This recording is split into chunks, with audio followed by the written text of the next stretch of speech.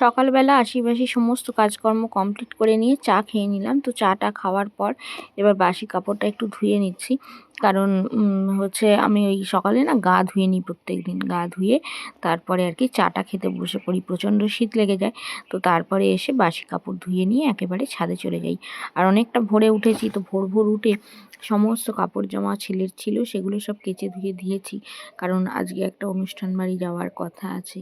তো সেই কারণে আর কি পরে যাবে জ্যাকেটটা। তো সত্যি কথা বলতে কি, অনেক কিছু পোশাক আশাক তোলা থাকে না আমাদের। তো আমাদের সাধারণ ঘরে কি হয় না, একটা হয়তো নতুন জামা কাপড় তোলা রইলো, সেটা হয়তো পরে আমরা আর কি গেলাম, বাদ বাকি হয়তো শীতের সমস্ত জিনিস বের করেই রাখি। আর আমি তো একেবারেই তুলে রাখা শীতের জিনিস পছন্দ করি না, কারণ ছেলের আমার বেশি জামা কাপড় তুলে রাখলে আমি দেখেছি ছোটই হয়ে যায়, তো সেগুলো আর গায়ে দেওয়া সম্ভবই হয়ে ওঠে না। তো সেই কারণে অল্প একটা দুটো একটা জিনিস হয়তো তোলা রাখলাম, বাদ বাকি সব পড়তে যায়, তারপরে বিভিন্ন জায়গায় আর কি কোচিংয়ে যায়। তো সেই কারণে আর ওই একদম কেচে দিলাম সকাল সকাল, পরে আর কি যাবে বলে।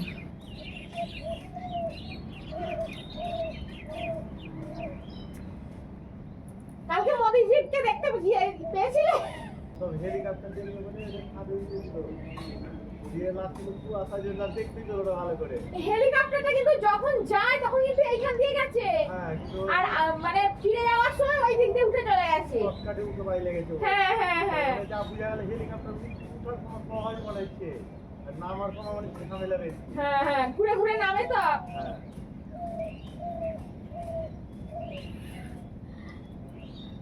তো আমাদের যে হেড মিস্ত্রি আর কি, যে মিস্ত্রিরা আমাদের কাজ করছিল, তো পাশের বাড়িতে কনস্ট্রাকশনের কাজ হচ্ছে, তো ওদের ওই মিস্ত্রি কাজ করছে।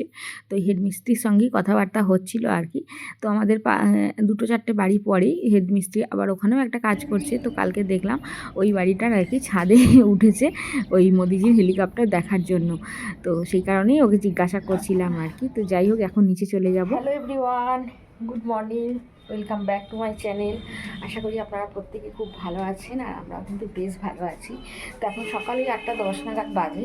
তো আশেপাশে সমস্ত কাজকর্ম করে দেখলেই তো একটার পর একটা সব কাজ, চাটা খেলাম, তারপর একটার পর একটা সব কাজকর্ম করে এই তো ছাদে এসেছি, কাপড় জামাগুলো মেলে দিলাম।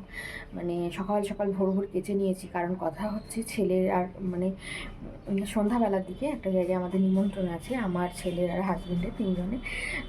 একটা জায়গায় বলতে আপনাদেরকে খুলে বলি, তো আমার হাজব্যান্ড যে ফ্যাক্টরিতে কাজ করে আর কি, তো ওই কোম্পানিতে ম্যানেজার আছেন। তো ওনার আজকে মানে ম্যারেজ অ্যানিভার্সারি আর কি, মানে ওনার 25 বছরের বিবাহবার্ষিকী অনুষ্ঠান আছে সৌগন্ধা মোড়ে আর কি, একটা রিসর্টে।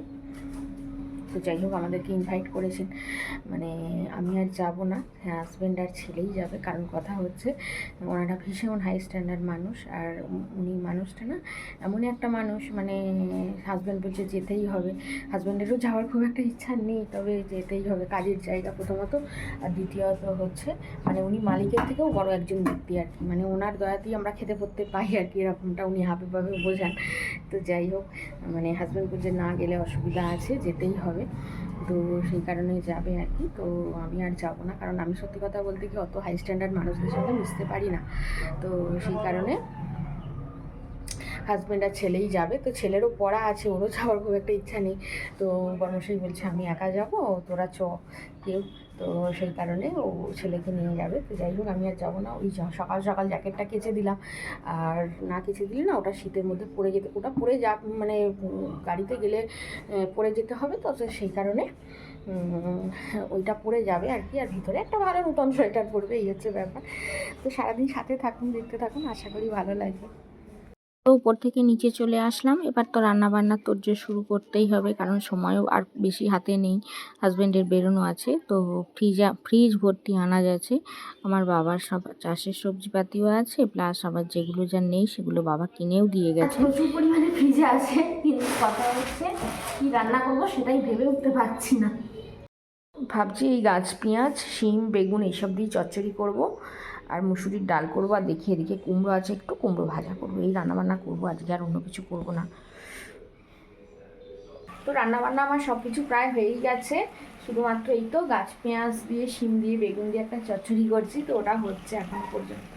তো তো ওটা হলে মোটামুটি কমপ্লিট হয়ে যাবে। আজকে না সেরকমভাবে কিছু রান্নাবান্না করিনি, কারণ যা খিচুড়ি আছে ছেলে খেয়ে পড়তে গেল, আর আমারও 2বার হয়ে যাবে, সকালে আর দুপুরে। এবার হাজব্যান্ড খেয়ে গেল হচ্ছে পেঁপে ভাতে দিলাম, একটু ওই আলু ভাতে দিলাম, একটু পেঁপে আলু মাখা করে দিলাম, একটু ডাল, ওই দিয়েই ভাত খেয়ে চলে গেছে।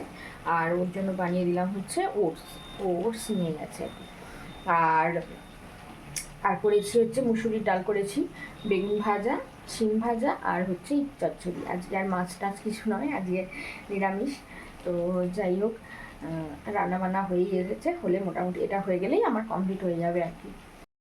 তো এই গাছ পেঁয়াজের চচ্চড়িটা কিন্তু আমার একেবারেই খেতে ভালো লাগে না, ওটা আমার শাশুড়ি মা একটু পছন্দ করেন, তো সেই হিসেবেই করলাম। আর তাছাড়া গাছ পেঁয়াজ তো আর ভাজা খাওয়া যায় না, পেঁয়াজ কালি হলে সেটা না হয় ভাজা খাওয়া যায়, কিন্তু গাছ পেঁয়াজ তো চচ্চড়ি করেই খেতে হবে, কিছু করার নেই। তো গতকাল খিচুড়ি বানিয়েছিলাম, ওতে বেশ অনেকটা পরিমাণ দিয়ে দিয়েছিলাম, আর অল্প কিছুটা ছিল, আজকে চচ্চড়ি করে নিচ্ছি। আর রান্নার মেনুও চেঞ্জ হয়ে গেছে, এখানে করেছি শিম ভাজা, তারপরে হচ্ছে বেগুন ভাজা করেছি। আর বেগুন ভাজা না আমার খুবই ভালো লাগে, এই শীতের দিনের বেগুনের স্বাদই আলাদা। আর এখানে করেছি পেঁয়াজ ফোড়ন দিয়ে মুসুরির ডাল, আর এই চাটনিটা হচ্ছে আর কি গতকালের চাটনি, আর খিচুড়ি বেশ অনেকটা থেকে গেছে, তো আমার 2 বেলা হয়ে যাবে। তো আমি নষ্ট করতে একদম কোনো জিনিস পছন্দ করি না, তো আমি 2 বেলা খেয়ে নেব, আমি আর ভাত টাত কিছু খাবো না। আর এই চচ্চড়িটা বানাচ্ছি, চচ্চড়িটা শাশুড়ি মা মুড়ি দিয়েও খাবেন, ভাত দিয়েও খাবেন, আর কিছুটা থাকলে আমি খেয়ে নেব। তো সত্যি কথা বলতে কি, কোনো জিনিস নষ্ট করা আমি একেবারেই পছন্দ করি না, কারণ সমস্ত সব জিনিস হচ্ছে তেল ঝাল মশলা দিয়ে রান্নাবান্না করে তারপরে গ্যাস পুড়িয়ে আর নষ্ট করা আমি একেবারেই পছন্দ করি না। শুধু আমার ঘরের রান্না বলে নয়, আমি অন্যের বাড়ি গিয়েও কোনো খাবার দাবার কেউ যদি নষ্ট করে আমার ভীষণ রাগ ধরে যায়। তো যাই হোক, নষ্ট জিনিসটা আমি কোনো জিনিসটাই নষ্ট করা পছন্দ করি না, সেটা খাবার থেকে অন্য যা কোনো কিছু। তো যাই হোক, এখন এই তো খিচুড়ি মুড়ি আর বেগুন ভাজা নিয়ে বসে পড়েছি। আর খিচুড়ি দিয়ে মুড়ি খেতে মানে আমার তো খুবই ভালো লাগে, খিচুড়ি মুড়ি মানে এত সুন্দর লাগে একটা খেতে। তো যাই হোক, আমি আগে খেতে জানতাম না, তো একদিন আমার বাবা আর কি, বাপের বাড়ি গেছি, তো বাবা আর কি বলছেন যে খিচুড়ি দিয়ে মুড়ি দিয়ে খা, খেতে খুব ভালো। তো সেই থেকেই আমি খাওয়ার অভ্যাস হয়ে গেছে আর কি। তো এদিকে অনেক বাসন ছিল, সেগুলো রান্না বান্না করার, তো সেই সমস্ত বাসন আমার সব মাজা ধোয়া হয়ে গেছে। আর একটা কড়াইতে না রান্না হয় না, সকালবেলা তাড়াহুড়ো করে 2টো কড়াই রোজ দিনই আমাকে পোড়াতেই হয় আর কি। তো ওদিকে থালা বাসন তো মাজলাম, মেজে ধুয়ে সমস্ত সব বাসনের ঝাঁকায় জল ঝরাতে দিয়ে দিয়েছি। আর এখন যাচ্ছি ওপরে, কারণ দোতলায় আর কি দুটো একটা সোয়েটার আর বেশ কিছু ছোটোখাটো জিনিসগুলো আছে, এগুলো শুকায়নি, টুপিগুলো, তো ওগুলো একটু ভাবছি যে এগুলো ছাদে একটু দিয়ে আসবো, রোদ্দুরে না দিলে তো শুকাবে না ওগুলোর জিনিস। তো এবার গিয়ে ঘর বারান্দাগুলো মোছামুছি করবো, সব আছে এগুলো সব পেরে নিই। অনেকটা উঁচুতে দড়িটা খাটিয়েছে তো নাগাল পাই না আমি, একটু নিয়ে নিলাম, এবার উপরে গিয়ে দিয়ে আসি। তখন একতলা ছিল, ওঠার সুবিধা হতো, উটোপাটি করে অনেকবার উঠে পড়তাম, কিন্তু এখন মানে 3 তলায় উঠতে হচ্ছে।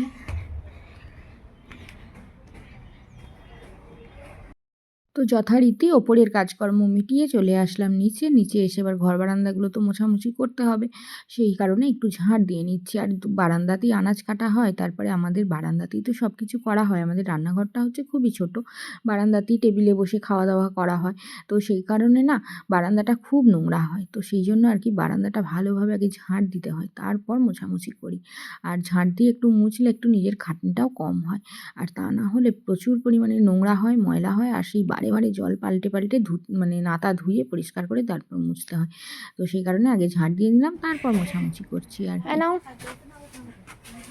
বাহাতে দিলাম। হ্যাঁ আচ্ছা, তুমি মগ দিয়ে যাবে আমাকে কিন্তু।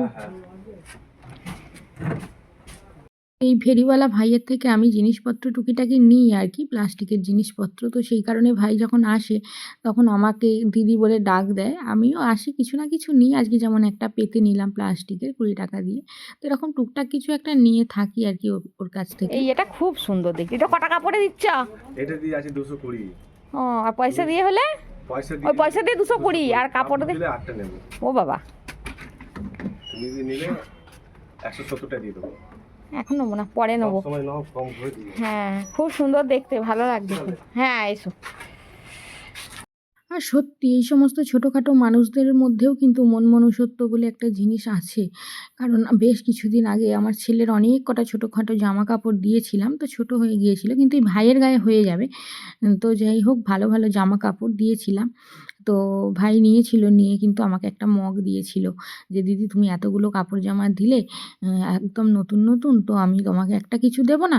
তো সেই কারণে আমাকে বলেছিল, "তুমি কি নেবে নাও।" এবার আমি জামাকাপড় দিয়েছি বলে ওর থেকে ভালো জিনিস নেব, এটা একটা একেবারেই ঠিক নয়, তাই না? তো সেই কারণে আমি বললাম, "তাহলে আমাকে একটা মগই দিও।" তো সেই কারণে আমাকে একটা মগ দিয়েছিল। তো যাই হোক, এরকম আবার মাঝে, মাঝে বলে যে, "দিদি থাকলে জামাকাপড় দিও, আমাদের বাড়ির ছেলেমেয়েরা পরতে পারবে।"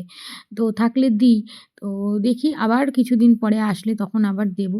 কারণ একটু যেগুলো কালার ফেড হয়ে যায় জামাকাপড়, সেগুলো তো আর বাড়ির থেকে মানে ছেলে পরে তো আর বাইরে বেরোতে পারে না। তো সেই কারণে আর কি দিয়ে দিই।